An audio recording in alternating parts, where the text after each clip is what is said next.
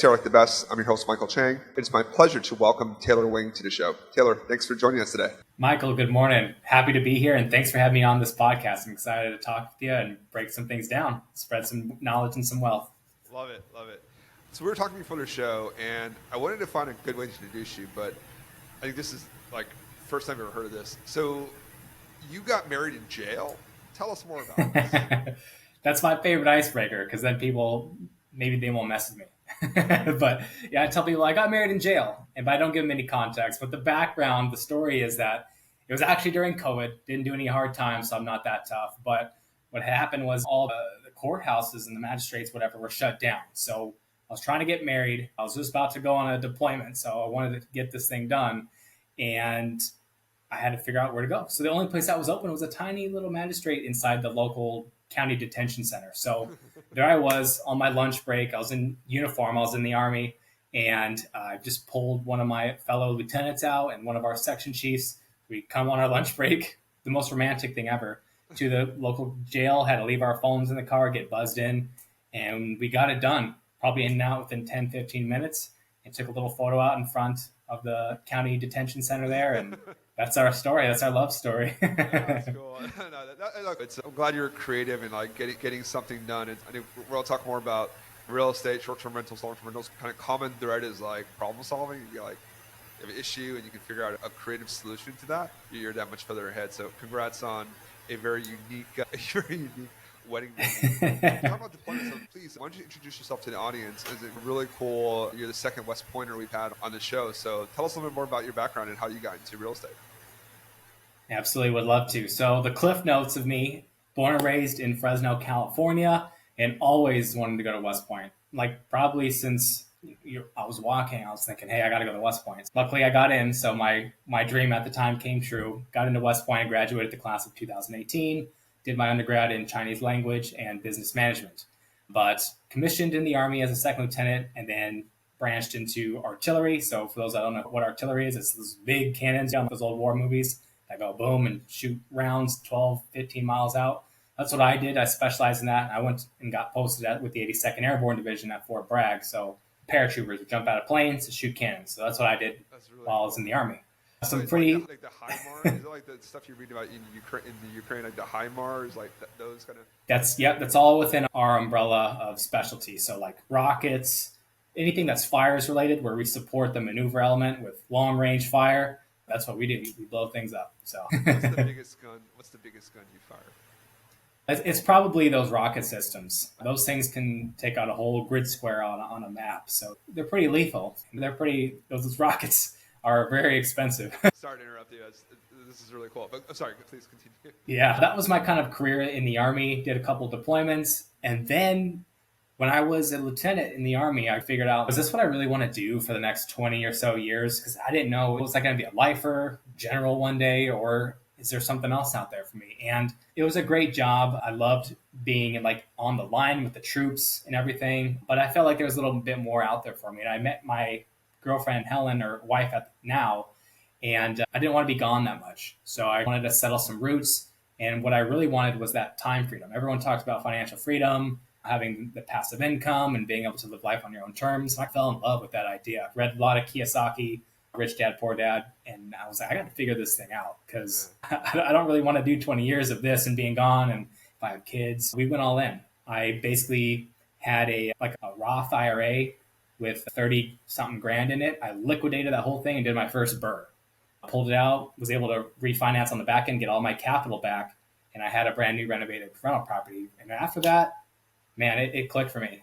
We bought 20 something properties in the last 2 years or so since we've been doing real estate, all through creative finance and BRRRR strategies. So now we own a total of 32 doors. It all started off with getting back. I studied my butt off. I was on a deployment and just everything I could absorb about real estate, I took it all in and I made it a goal. Hey, when I get back from this deployment, I'm going all in. So got my VA loan, bought a house that we lived in, a house hacked it. I mean, it's Fayetteville, North Carolina properties. I bought it for 95 grand, moved in a roommate into that bedroom. And his rent covered my whole mortgage. So I was living in that property, did my first BRRRR. And then I was like, wow, this is easy. This is not rocket science. I'm not Elon Musk or anything, putting people on the moon or on Mars.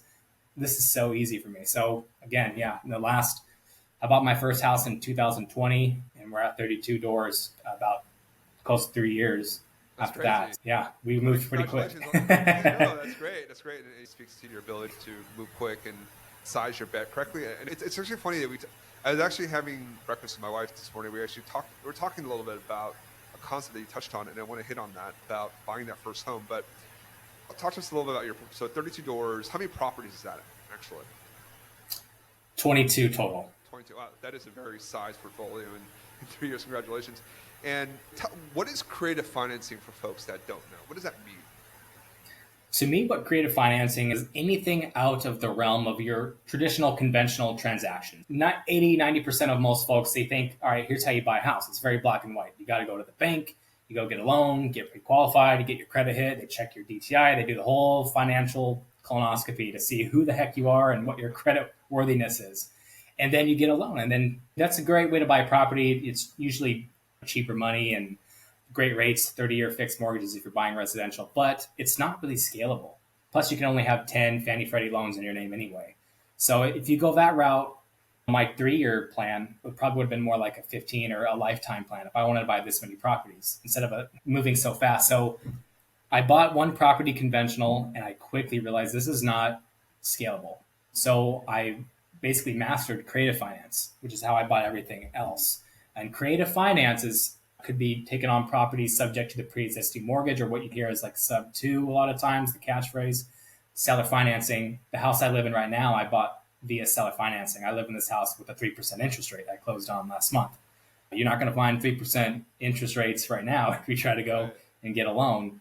Novation agreements, like you name it, anything outside of the realm of conventional is what I consider creative. And I love it too, because it's infinite possibilities. You're making up all the terms, you're making up the rates. It's just how well you can negotiate. So you're creating good deals. No, that's great. I think and that problem solving aspect that you touched on, that's fantastic. So tell us about the house that you live in now. You just moved in recently? Yep. So I got out of the Army and bought this house. And it's an awesome property. It's a waterfront property. It's $1 million property I live in with a dock. It's got a boat lift. It's a nice house that we can grow as a family. It's 2,400 square feet or so, double lot.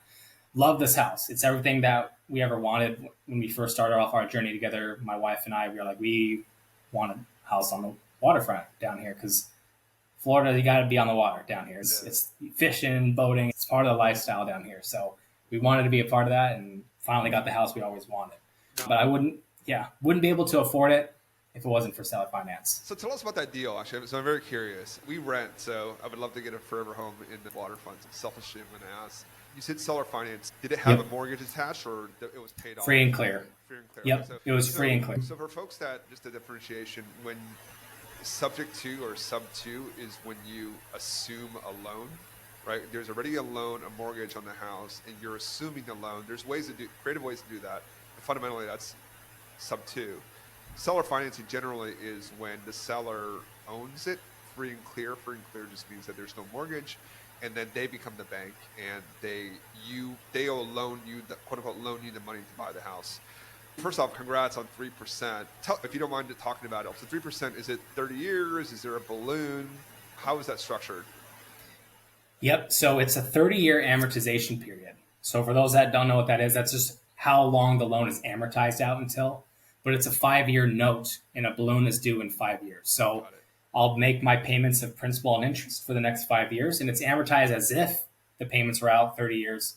And then at the 5-year mark, I just have a balloon payment for whatever principal balance is still due. So for folks out there, balloon, so what that means is it's a 5-year note. So you have to, if you have a balloon payment at a certain point, you have to pay off the principal. You can either refinance it, you can sell it, you can get it extended, but you have to, basically it forces an action in 5 years. Something needs to happen. It's not like a regular 30-year loan where you just pay it off for 30 years, and then at 30 years you own the house. So was that like a big negotiating point for you when you were with the seller? Or maybe this is zoom out. What were some of the key negotiating factors for you as you were negotiating this deal and exercising your creativity?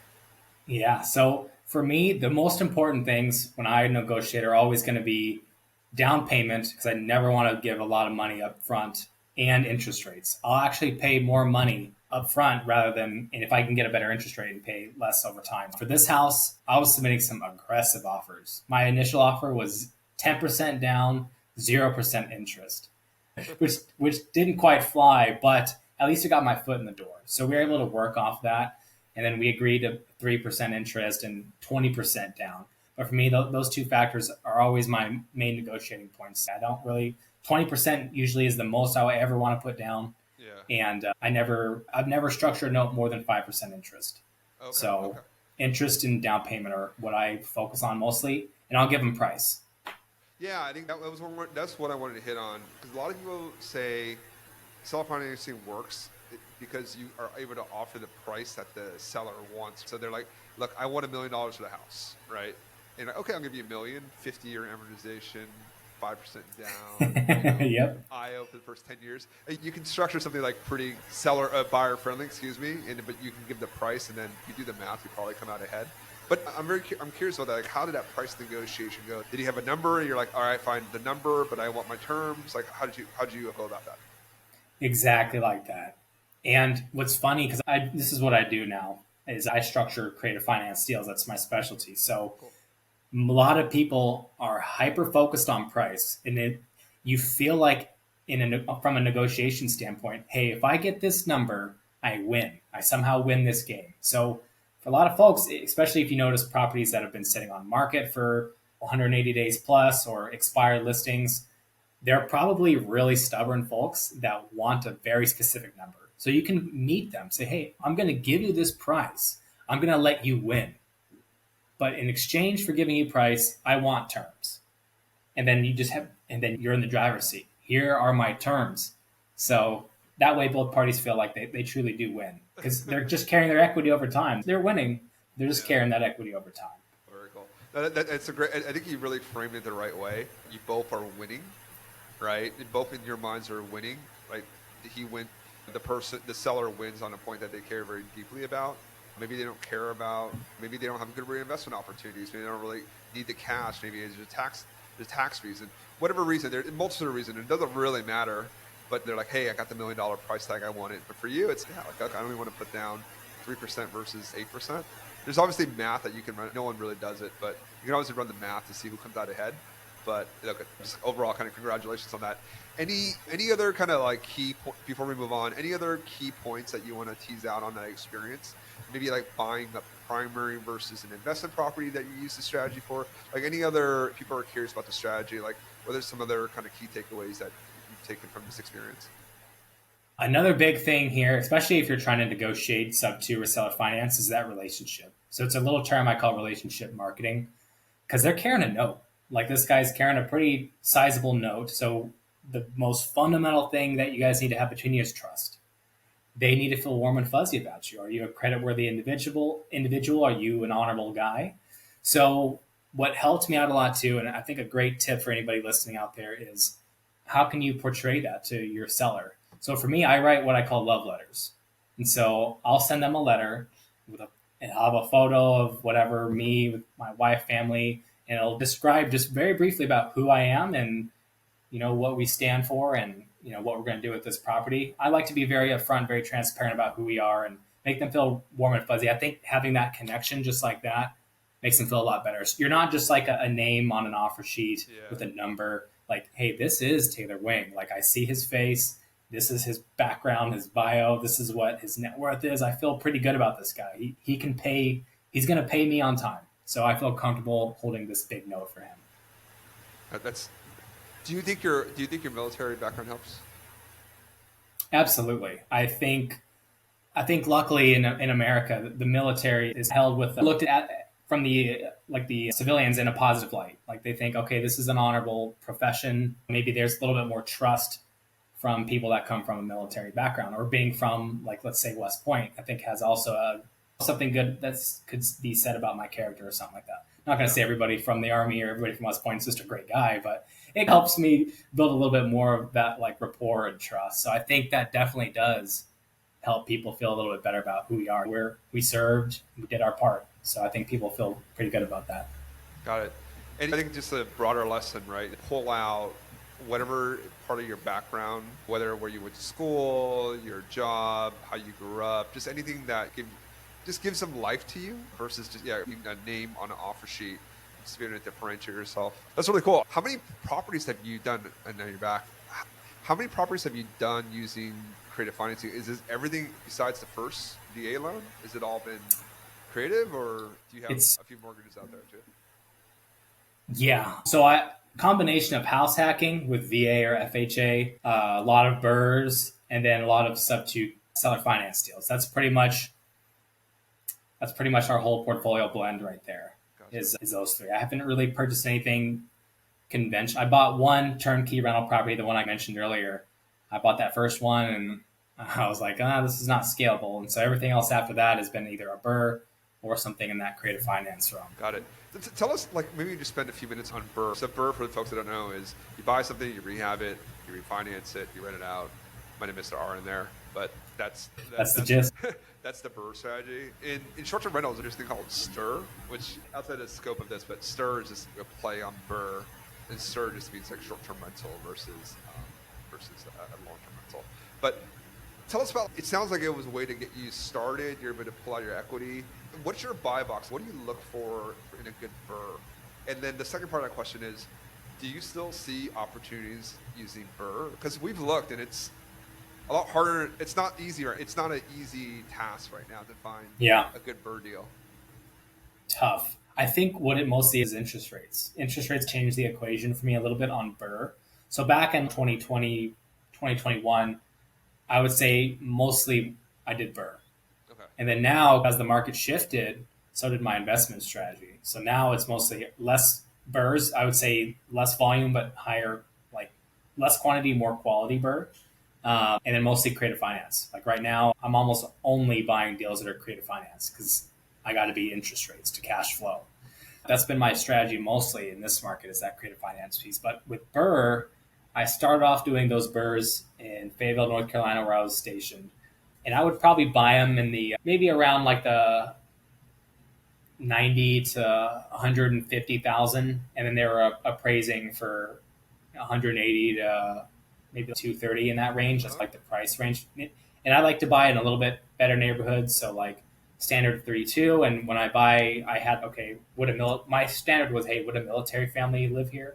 If it checked the box, yes, that's the type of renter I'd want to have. That's the type of property I would want to own. So nothing like D class or anything lower end, but nothing too nice because it wouldn't cash flow. But there's this very good medium in between, like that maybe high C, low B class neighborhoods is what I was really looking for. So I just want to hit on that point. I think it's really great that you had an avatar of the renter that you wanted.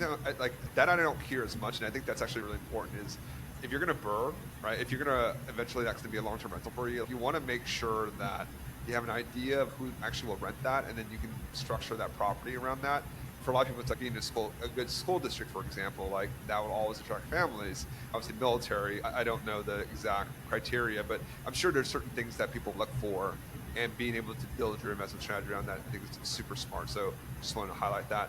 But it seemed, when I looked at it, I thought it was always like thin, right? It was like you buy something 150, you buy it, because we tried in all candor, we tried to do a burr.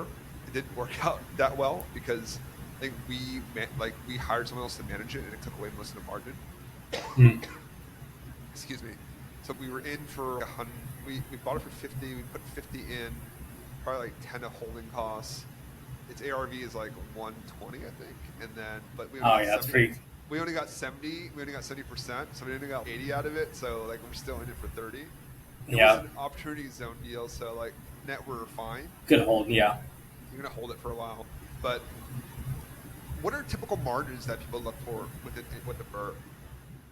Yeah, and for me, when I was doing burrs, I was like, I need to refinance all of my capital, or I need to have less than 10,000 in. So if I wasn't able to recycle all of it, or at least have a very small percentage of the money in, I wouldn't do it.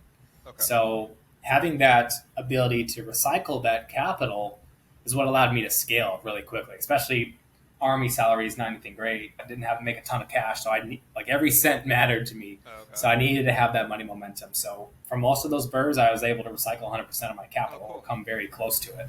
That's awesome. And how do rates drive? Like, why are rates so impactful on that strategy? So I use a lot of DSCR lending. For those that don't know, debt service coverage ratio. Again, when I mentioned before with Fannie Freddie conventional type of loans, in your personal name, you're capped out at 10. But even getting to 10 loans is tough. It's really going to put a detriment on your DTI. So I only was able to put a couple in my name before I started pushing those DTI limits for those guidelines. So I transferred over to DSCR lending, which is how I did most of them. So with DSCR lending, rates are a little bit higher, the money's a little bit more expensive. But back then, even with DSCR, I was probably locking in like fives.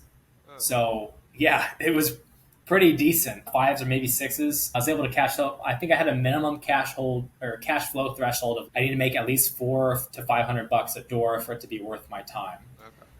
But as interest rates drove up, now if you want DSCR loans, you're looking at what, 8% maybe, if not higher. Or if you want to buy it down, pay a ton in points to buy it down, you can get into the sevens. Is that But the thing for DSCR? Taylor, I got a quote last week. 30-year Fannie Freddie 8.125 with 2.5 up front. huh? I would.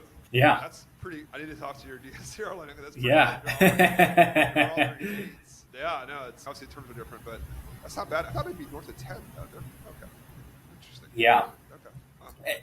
Regardless, yeah, DSCR, hard money, all that stuff is pretty expensive. So it changes the equation. So now you're making a lot less per door. So I had to switch my cash flow minimum to like, all right, if I can make at least 200 a door, it's still worth my time, Right. which is like not, it's just like a spigot. It's nice to get a couple $100 every month, but if I were just to flip it and offload it, I could turn a very quick profit of 30, maybe 40 grand if I were just to sell it on the back end of that renovation. So what's more valuable now? Is it the quick 30, 40 grand, or is it the $200 a month for however long I decide to hold? Rents will catch up.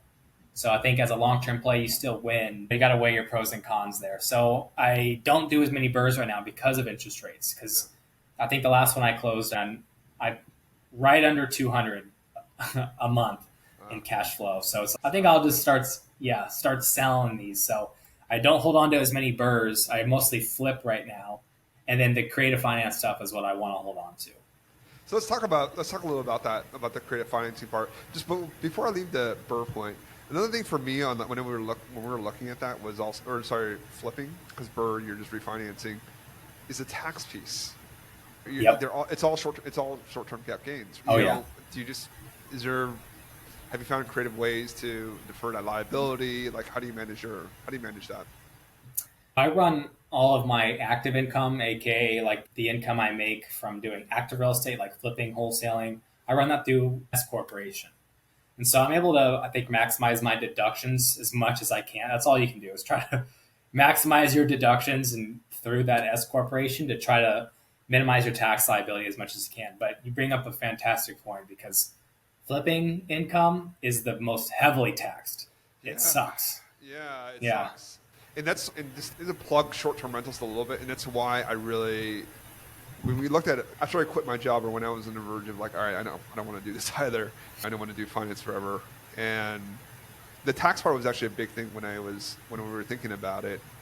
Short-term rentals really provide. There's definitely downsides in its different business model, but there's some really meaningful tax benefits there. Like the best I've ever seen, and I've seen as an M&A banker, I've seen a lot of very creative tax structures and everything. And I'll just tell you that this is the best I've ever seen. There's nothing else like this available to a retail investor.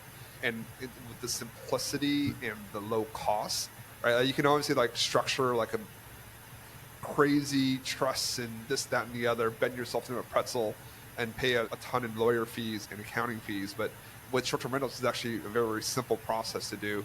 So just for folks, I just want to highlight that point just for folks. Every strategy has its pros and cons, but just never forget the tax piece, because there's always a silent partner in every single deal that you have, and that's Uncle Sam. It's the IRS. And if you don't manage that relationship appropriately, you're going to have a nasty surprise in April every year because you're not managing that liability appropriately. So just always know that the tax boogeyman is there, and you really need to manage that. So I'm gonna move on. I'm gonna move on to creative financing, and I want to spend more time on here. What are some of the deals that you're doing now from an investing perspective? Are you doing more sub twos, more seller financing? How do you use the tools in your toolkit as you're growing your portfolio? First of all, fantastic point about the taxes. Couldn't agree more. Taxes are something I figured out after the fact, after I started making money. And I went, oh crap. So now I care. Once you start making money, you're going to definitely care a lot more about taxes. But yeah, to segue into this next point, right now, again, I'm full-time real estate professional. So I spend all my time just hunting for deals. That's what I do now. I buy real estate. When I go and talk to homeowners, I always offer them a couple options. So I'm almost like a consultant to these folks. I say, hey, I'd love to buy our property, and here are the options that I have for you. We can either give you this cash offer. And if it's a cash offer, if we're flipping, it's almost always a low ball, like a pretty low, because we need a pretty good margin to flip. So here's the low cash offer, or here is my creative finance offer. So I give them a couple options. So now it lets them give them a little bit more flexibility to pick, hey, maybe this works for me, maybe this doesn't. So we'll have that discussion on what is the mortgage information on the property. Do you have a mortgage? Are you on free and clear? So I know ahead of time how I could diagnose the issue and what financing solution I can bring to the table. So if they say something like free and clear, I'm already thinking, hey, we're going to do some seller finance. Or if they have 90% equity, we could probably just pay off that position at the closing table or whatnot. If they have less than that and they have some kind of note or mortgage on the property, then I'm thinking, hey, let's take this thing on sub two. If they need some of that equity, maybe we can wrap it into a second on the property and seller finance the equity, or we can pay it in cash if we wanted to at closing too. There's so many different ways that we can take down this deal. So I present them all those options and let them pick. I help them. I'll coach them up and say, here's the benefits here. Here's the benefits here. Either way, we're going to be able to help you out. And so if I buy cash, probably I'm going to just offload it on the back end and sell it. I'm an agent too down here, so I have a real estate license. So I'll just throw it up on the MLS and I'll list it after we finish the renovation. And if they're open to terms, that's when I'm holding it into my portfolio. Got it. Okay.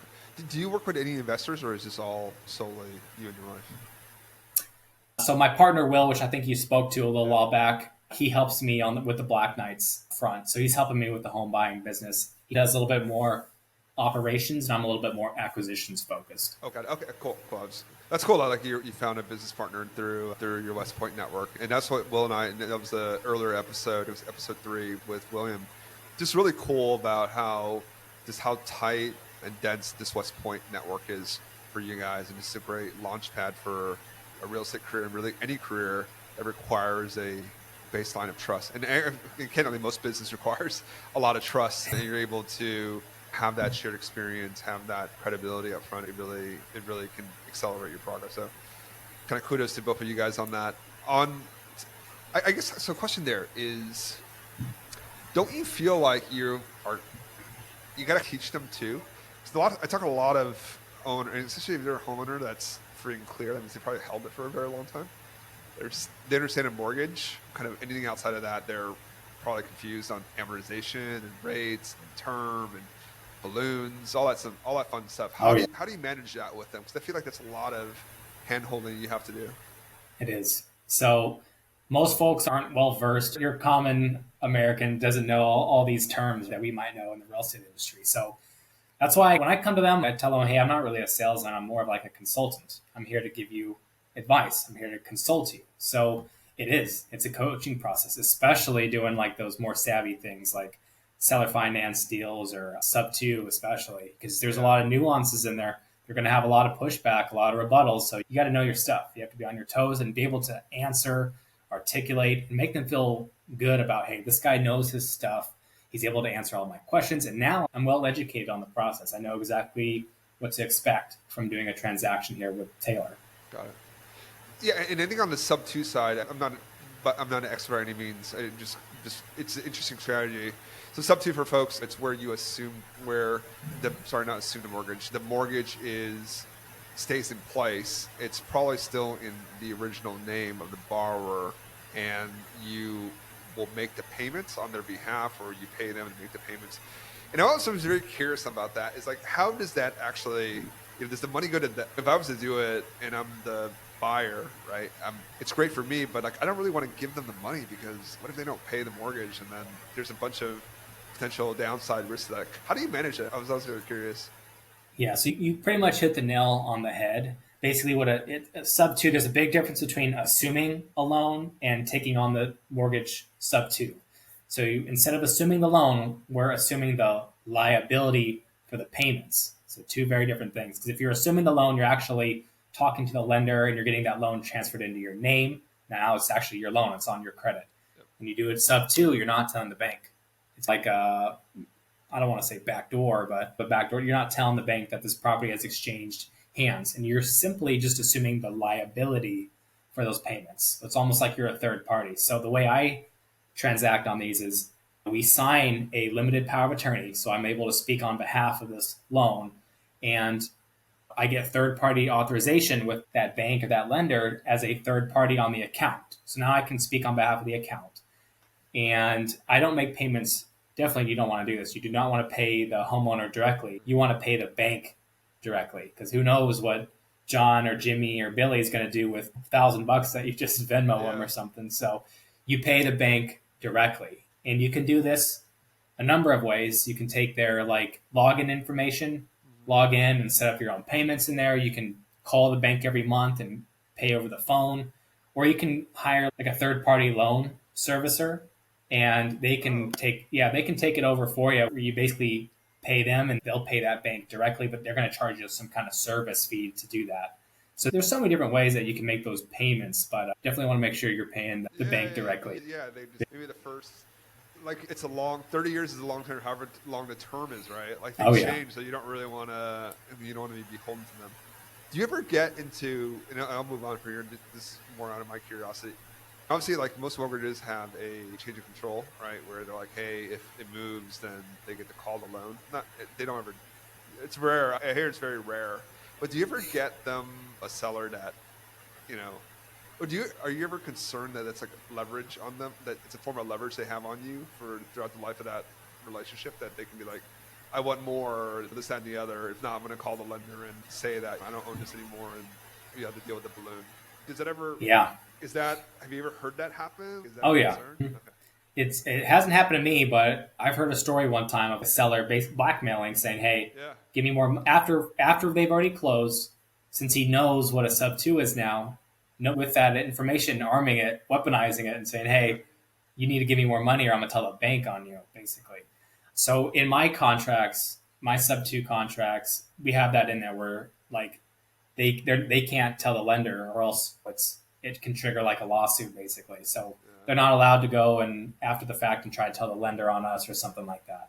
But it's very possible that they could do something like that, or that maybe the bank even just finds out because it's the due on sale clause. So if the bank finds out the property exchanges hands, then the remaining principal balance is immediately due upon the sale. So you could get stuck saying, "Hey, there's $200,000 remaining on this note; it's due right now."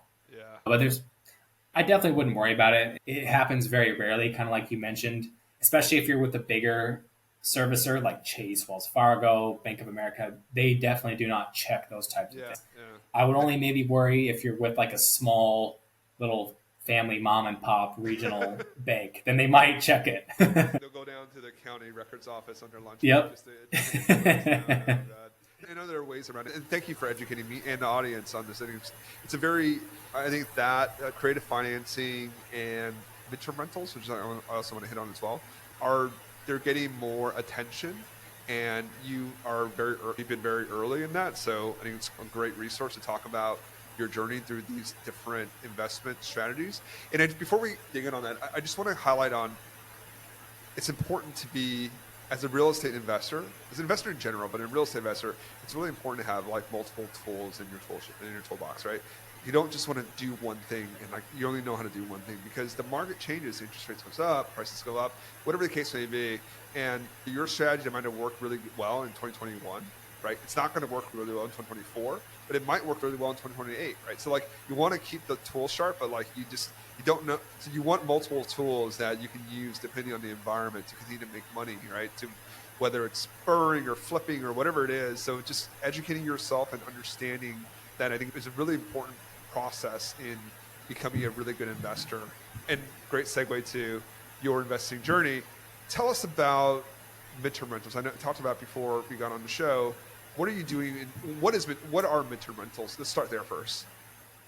Yeah, kind of like how we talked about a little bit before this podcast. It's almost like a new, I don't know, popular thing that's been growing lately is midterm. It's like a hybrid between long-term rentals, which your standard one-year lease, versus your short-term, which is more, could be a night stay to a week or so, whatever. So midterm is like this in like middle ground that's like 30 days to maybe 6 months or at least under a year. So it's not quite a short-term rental, but not as long as a long-term rental. These folks, you think about like, they've always been around, but they were labeled more as like corporate rentals before.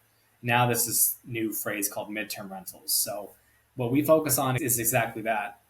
Maybe working people that are staying in town that need a corporate rental to live for a while. And our specific niche is travel nurses. They're the perfect candidates because short-term rentals, they don't need to spend as much money going through the short-term rental going on Airbnb, but they can still spend a decent amount of money to get a furnished rental that has all your amenities that they need. So they don't have to go out and buy their own pots and pans, get their own internet, but they can stay there for as long as their contract's in duration in that city. Got it.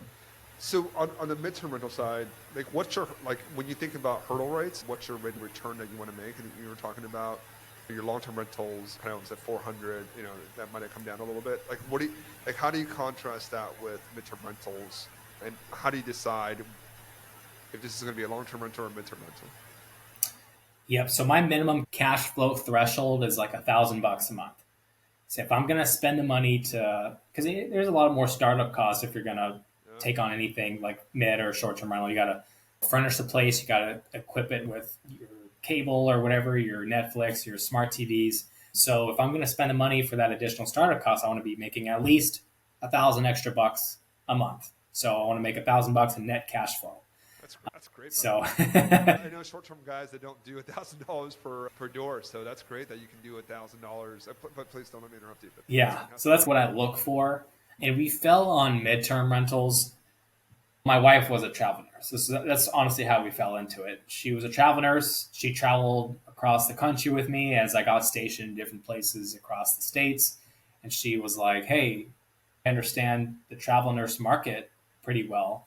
I think we could do pretty well if we host, again, starting off with the avatar, which has been our theme a little bit.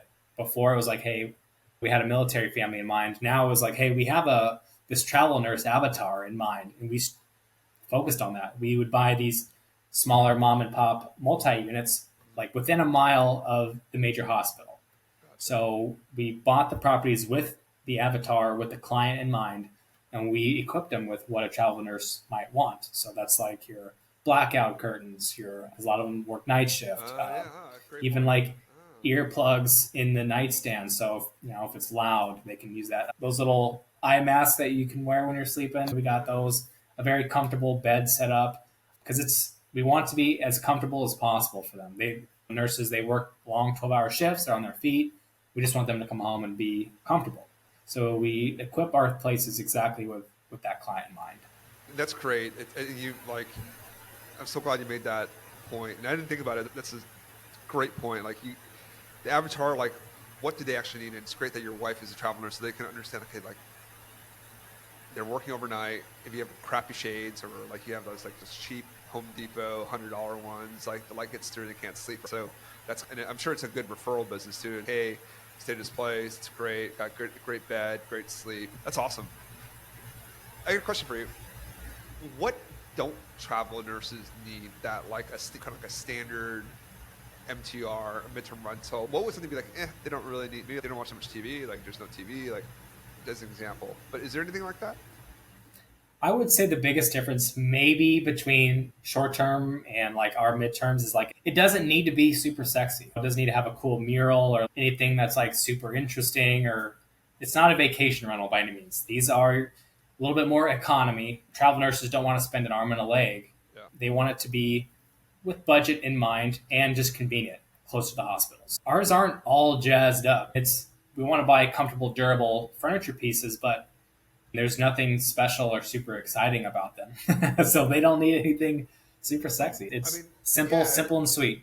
That's something too, right? It's okay, like you don't want to over decorate. It doesn't need to be for vacation rental, for example.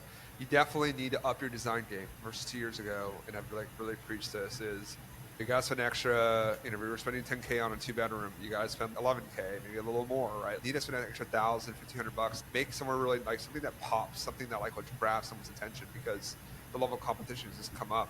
That would be just a very poor investment decision for a midterm rental for a travel nurse, right? Because you're never going to get paid on a nice decoration. Like they care about really like nice blackout curtains or a really comfortable bed, maybe a foot bath or something right there on their feet all day. Maybe not that because it's pretty gross, but things like that. You just think about tailoring the property to that. Do you do any, as we kind of start winding down the show, do you do any short-term rentals? So what we do is we do post on Airbnb, but it's almost like just to fill those gaps in between our midterm rentals. So we'll get a lease signed and maybe it'll expire, let's say, at the end of June here. And then maybe we have a 2 week gap before the next lease starts. We'll have it on Airbnb and just fill those dates with the short term. But we do not have any properties that are strictly intended purpose only for the short term space. I do want to get into that. I know earlier you mentioned you had some cabins in Tennessee. I'm looking at maybe doing something like that. I'm down here in beautiful Florida near the beach. I would love to have some stuff down here as well. So I am looking to get a little bit more into the short-term space, especially. Yeah, it's a different set of it's definitely a different set of considerations, and just back to the point about having a broad toolkit. There's a hospitality component to it. I wouldn't say it's the hospitality business like in totality. There's definitely parts of it you got to tease out. There's a lot more turns. There are more aspects to it, but they're also once you dial it in, the cash flow can be really materially better than definitely long-term rentals, short-term, midterm rentals, generally speaking. It sounds like you're doing it at a high level. Congrats to you on that. $1,000 a month on MTR is very good. There's also a tax component to it that I think is generally not available to, that I know is not available to midterm and long-term stays.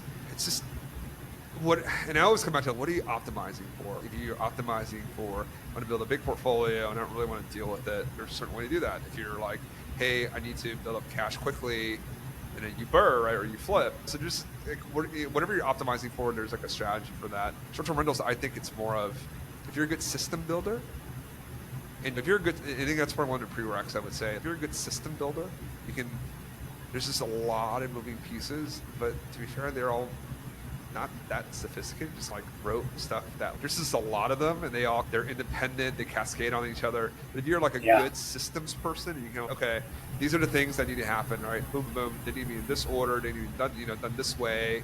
And then once you can figure that out, it's actually not too bad, but it takes time. It takes time to do. But maybe that's a topic for a different episode. Yeah, couldn't agree more. And bring up a great point is why I love real estate so much. With real estate, I mean, it's all under the real estate umbrella, but there's so many different ways to make money. And I think for anybody listening out there, it's like you just need to find which strategy works for you. And like Michael, what you were saying, and what your goals are. You can construct a strategy based on your goals and just, like I said, there's so many ways. You can flip, wholesale, Airbnb, long-term rental, BRRRR, creative finance. It's your oyster. Yep. Whatever you want to do. Yeah. Depending on your level of time, your financial wherewithal, your financial literacy, like where are you at in life, how much time you want to put into it, how much money you have, what do you want to make, and then I think you can construct a good plan that is actionable, that you can get there. And I think closing on that note, business is a team sport, and I always like to end with this question: what is one of the kindest things that someone has done for you along this journey? Wow. I can't take credit for everything I've always done. Without my network, without all these individual people that I met along the journey, I don't think I would be where I'm at today. Everybody that I've had like networking calls or maybe did a deal with along some way on my journey has helped me out tremendously because it's a process. I'm not a real estate expert off the get-go. It took me a long time to get to where I'm at. So I've had mentors, I've had people that have played a big role in my life that allowed me to get to where I'm at now. I think just the willingness in our community to share information, share wealth, share knowledge helps out the younger guys, the folks that are just starting off tremendously. So it's hard to say maybe one particular act of kindness. Man, so many people have provided me so much value along the years. And so I'm just grateful for anybody that's out there that's listening that we've had some encounter along the way and we've shared some knowledge or shared a deal together. Just extremely grateful for all the opportunities been pushed across my plate. That's great that you said that. There's the network and the people along the way that's helped you, and I think it probably speaks to you, right? And that to receive, you have to give, right? And being open about your journey, the challenges, the opportunities, like it can be really helpful to someone that things that might seem really basic to you, right? To anyone that has been doing something for a long time. It doesn't have to be real estate, it can be really anything. If you just take the time to explain something to someone or give them a little insight, a little encouragement, it can really go a long way. And I think that's why I really like this job and kind of what I do now as an investor in real estate versus what I was doing in finance. It's definitely a very zero-sum game. This is just a much more constructive community, and I just think life is better that way. On that, look, where you have so much knowledge to share, where can people find you to learn more about what you're doing? Where in Florida and what area in Florida are you focused on? Yep. So I'm specialized here in the Treasure Coast region of Florida. So for those that don't know Florida geography as well, I pretty much cover like kind of like Fort Pierce all the way down to where I live in like Stewart, Palm City. So we're like a little stretch of coastline that's just directly north of West Palm Beach. So I think most people know where West Palm is. We're just right north of there. So West Palm is leading into our area as well. We're growing just as fast as them, it feels. So that's where I'm located, and I'm most active on Instagram. My username is just my name, just Taylor Wing, all one, with an underscore at the end, Taylor Wing underscore. I try to post most of what I'm doing in my life on that Instagram so anybody can follow along the journey and hopefully gain some value and insights from what we have to share with the world. Perfect. And so folks that are looking at Treasure Coast, reach out to Taylor. I will post his Instagram link in the show notes, so you can just access it there. And Taylor, thank you very much for spending the time with us today and sharing all the knowledge and the journey. It was a great pleasure, and I hope to have you back on. Likewise, Michael. Thanks for your time. This was a lot of fun. Thanks for having me on today.